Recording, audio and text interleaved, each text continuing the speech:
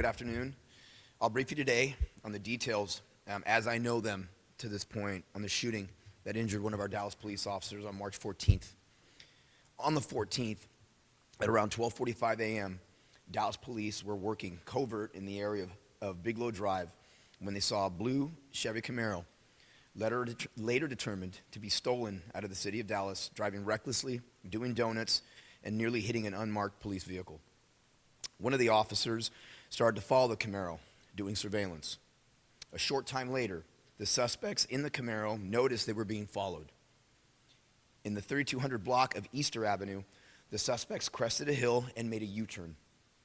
They approached the officer, driving in the opposite direction, and when they were parallel to each other, the driver of the blue Camaro fired 5 rounds at the officer's car, hitting it twice.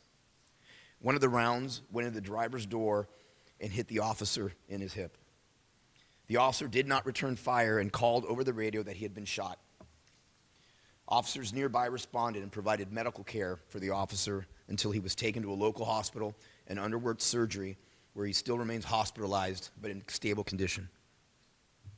Officers located the blue Camaro on East Keys Boulevard and attempted to stop it, but the driver sped off and officers started to pursue the car. During the pursuit, Air 1 and the Dallas County Sheriff's Office assisted the Dallas Police Department. The pursuit lasted about 10 minutes, eventually ending in the 7200 block of Chesterfield. 3 of the 6 people in the Camaro ran from the vehicle. 1 passenger, a male, ran from the scene. A second passenger, a 15-year-old female, was caught after a short foot chase. Air 1 continued to follow the driver, later identified as 17-year-old Jahart Nickelberry, who you will see later on dash cam video running from the car with a gun in his hand. Air 1 directed officers to Nickelberry's location inside the apartment complex, and he was taken into custody. The other 3 passengers in the car remained in the car and were not charged. Nickelberry and the 15-year-old were taken to local hospitals with minor injuries. The 15-year-old was charged with evading arrest. Nickelberry, a documented gang member, has been charged with aggravated assault, evading arrest, detention in a motor vehicle, UUMV, tampering with evidence, and 2 aggravated robberies, and I'll have more on those in a moment. This investigation is ongoing, and there is the possibility of additional charges. Detectives continue to work to identify the second male suspect who ran from the scene. He is not currently in custody. Several weapons were seized by law enforcement. When Nickelberry was taken into custody, he was not in possession of the handgun he had when he got out of the car. Officers later located that weapon in the apartment complex. Officers also located a weapon thrown out of a window during the pursuit on I-20 and West Wheatland Road. That gun was reported stolen out of Shreveport, Louisiana. A third weapon was found inside the suspect's vehicle. I know for a fact that my officers prevented further violent crimes to have been committed that night and future crimes, and we are lucky that we did not lose an officer in the process. Through our investigation, detectives learned the Camaro was involved in an aggravated robbery in the 3500 block of Cripple Creek around 10 p.m., just hours before our officer was shot. The preliminary investigation determined 2 male suspects approached the victim's car where the victim had agreed to meet someone to sell vape pens. As the victim drove away, the 2 men started shooting, causing the victim to crash their vehicle. The victim ran from the scene, and the suspect stole property from the car. At the scene on Chesterfield, detectives obtained a search warrant to search the stolen Camaro, and inside found evidence linking the car to the previous aggravated robbery, along with stolen property. The investigation determined Nickelberry and the unknown male suspect who ran from the scene were responsible for the robbery on Cripple Creek. Our detectives also learned Nickelberry was a suspect in an aggravated robbery offense in Ellis County. That offense involved a home invasion, led to an officer-involved shooting in Glen Heights. One of the suspects was killed, and the driver in the case was identified as Nickelberry. Nickelberry has been charged with aggravated robbery in both the Dallas and Glen Heights cases. We are lucky that we did not lose an officer that day. Whether Nickelberry knew if a Dallas police officer was inside that car or not, he fired into an occupied vehicle, showing absolutely no regard for human life. This is the type of crime that our men and women work every day to prevent, to put this type of violent criminal behind bars to make our streets safer. The men and women of the DPD go to work not knowing what the day or shift a call will hold, but they do it every day to protect and to serve. They do this job because they want what is right and what is best for the people of the city of Dallas. As for our officer, he continues to recover today. His spirit, his attitude over the last few days is something remarkable. As I've made mention before, not long after his surgery, he's cracking jokes in recovery, working to lighten the mood, doing it to comfort his family, his chief, his command staff, when it was us that should have been comforting him. Even after all he'd been through, continuing to serve, continue to care for others, that's something to be commended. His first words to me, as I've said again, is asking me if we got him. We sure did. And his brothers and sisters on this department continue to do that work each day, putting their uniform on, not knowing what day or a shift a call will hold, but they do it to serve, to protect, and I'm proud to be their chief. We'll now show some video from the incident, and I'll be back to answer some questions.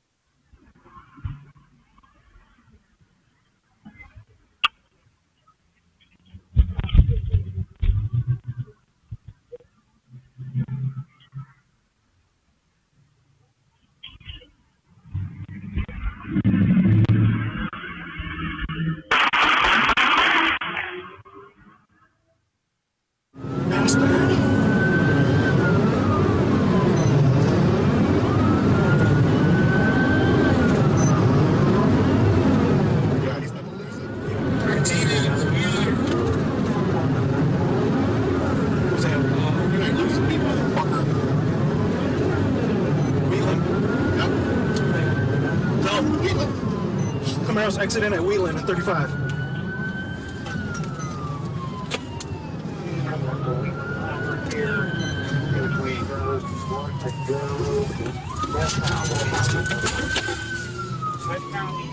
Come on, car, come on.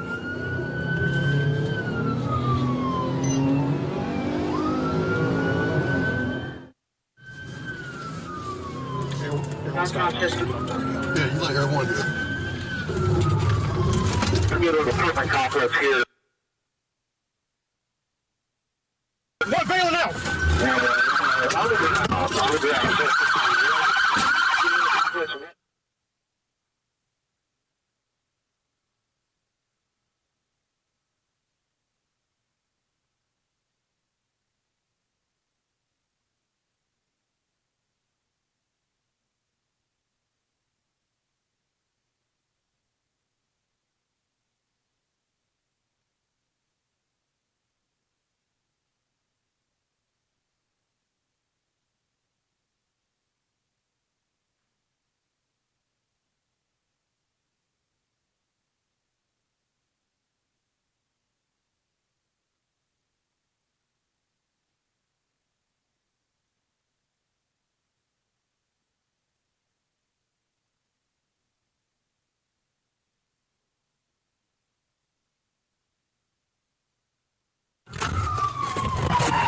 Get on the ground! Get on the ground! Get on the fucking ground! Get on the ground! Hey, stop this truck! Get on the ground! Get up!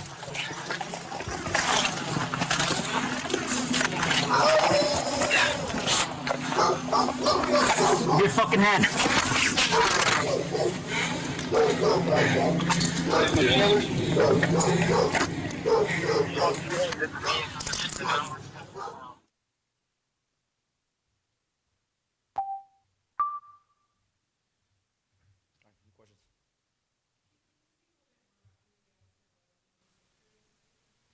So we're not identifying by name right now, but he's a 4-year veteran. He was currently assigned to Tactical and Special Ops Bureau, and he was working overtime in a covert capacity that night.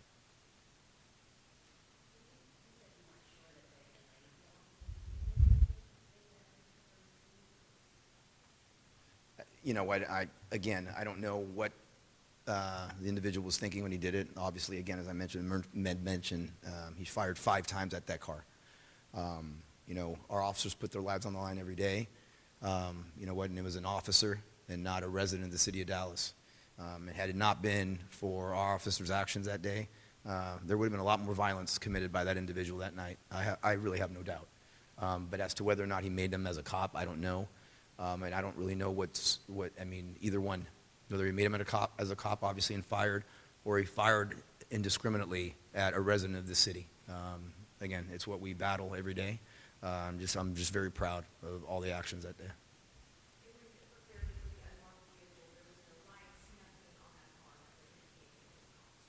No.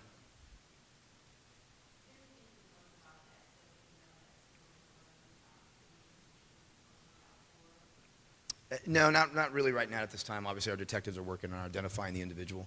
And I've confidence, great confidence in our detectives that they will identify that person.